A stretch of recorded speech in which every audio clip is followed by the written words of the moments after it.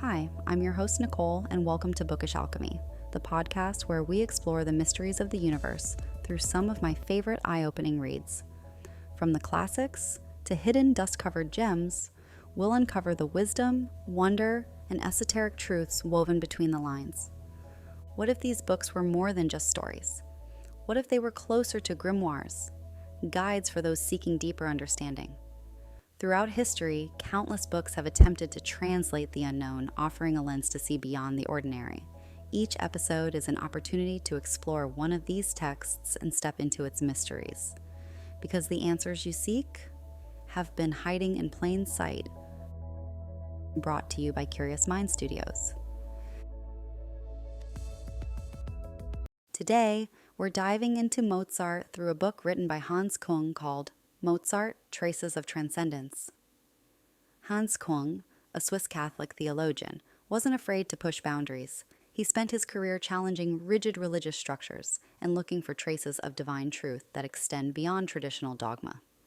In his book Traces of Transcendence, Küng asks a compelling question. Why does Mozart's music feel so otherworldly? According to Küng, it's because Mozart taps into something beyond human experience. He wasn't just composing, he was transmitting. His sacred works, especially pieces like the Coronation Mass and Requiem, don't just follow religious tradition, they elevate it.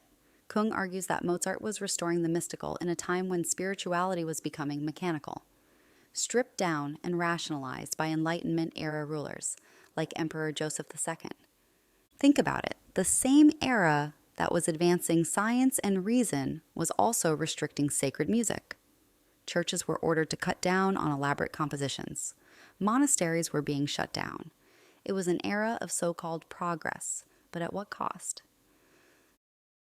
The Coronation Mass is one of Mozart's most celebrated works, but was Mozart secretly composing a silent rebellion? This is where Küng's analysis gets really interesting. He sees Mozart's Coronation Mass as an act of defiance, whether intentional or not. The Emperor Joseph II wanted simple, uninspiring church music, and Mozart, although not overtly religious, he gave the world a mass that feels like an explosion of divine celebration. It wasn't somber, it wasn't submissive, it was filled with joy, light, and grandeur, as if Mozart was saying, you can try to strip the divine from worship, but you can't take the divine out of music. Küng points out that the texts of the Coronation Mass, the Kyrie, Gloria, and Sanctus, carry an ancient spiritual energy, but Mozart doesn't just let the words do the work. He elevates them. His Kyrie doesn't beg for mercy. It's an urgent call that pierces through time. His Sanctus isn't just a proclamation of holiness. It is holiness, captured in sound.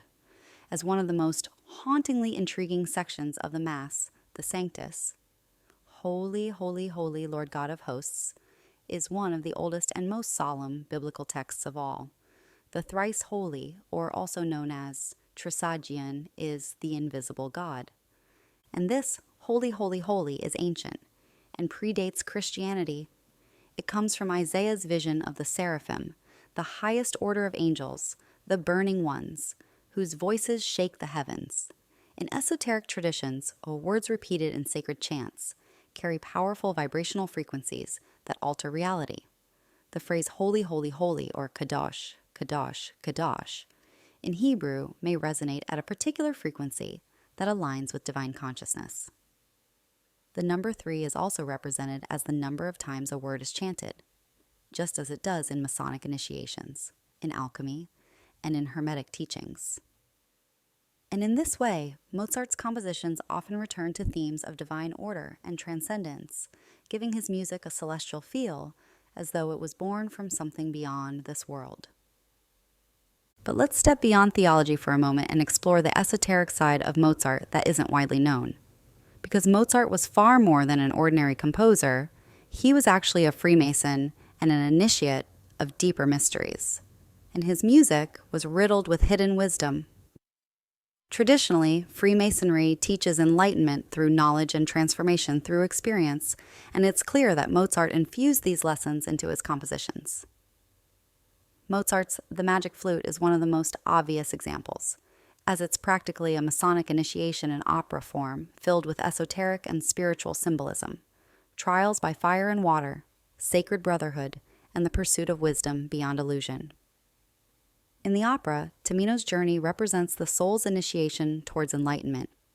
In this way, Mozart's Magic Flute is a quintessential hero's journey, a tale as old as time. But here's something even deeper. Mozart's music even follows the initiate's alchemical process of transformation. Negredo, representing darkness through the minor keys, and dissonance, albedo, which is the purification process, represented by harmonic resolutions, and rubedo, the final state of enlightenment, which he represents through glorious major key triumphs. His compositions often start with tension, discord, and then resolve into a radiant harmony, as if he was practicing alchemy through sound and transmuting raw sound or energy into something divine. And speaking of divine vibrations, Mozart's music was likely composed to the pure frequency of 432 Hz. Unlike modern tuning, which is set at 440, historical accounts suggest that older music, including Mozart's, would have been closer to the tune of 432, a frequency that some believe aligns more naturally with the body, the earth, and the cosmos. Was Mozart tapping into a universal resonance? Did he instinctively know that music is not just heard but felt, on a level beyond explanation?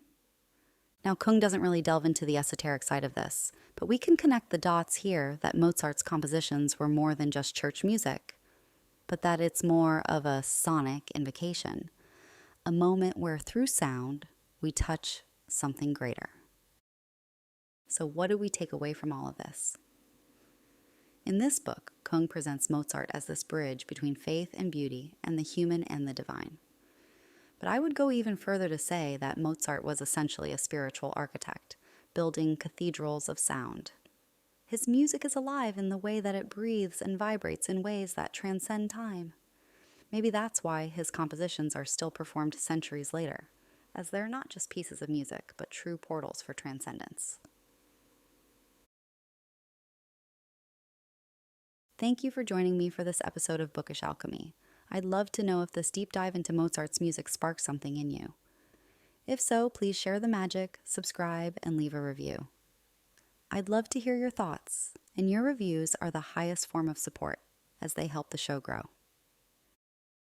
You've been listening to Bookish Alchemy. So until next time, stay curious and remember, the answers you seek are often found between the lines. Brought to you by Curious Mind Studios.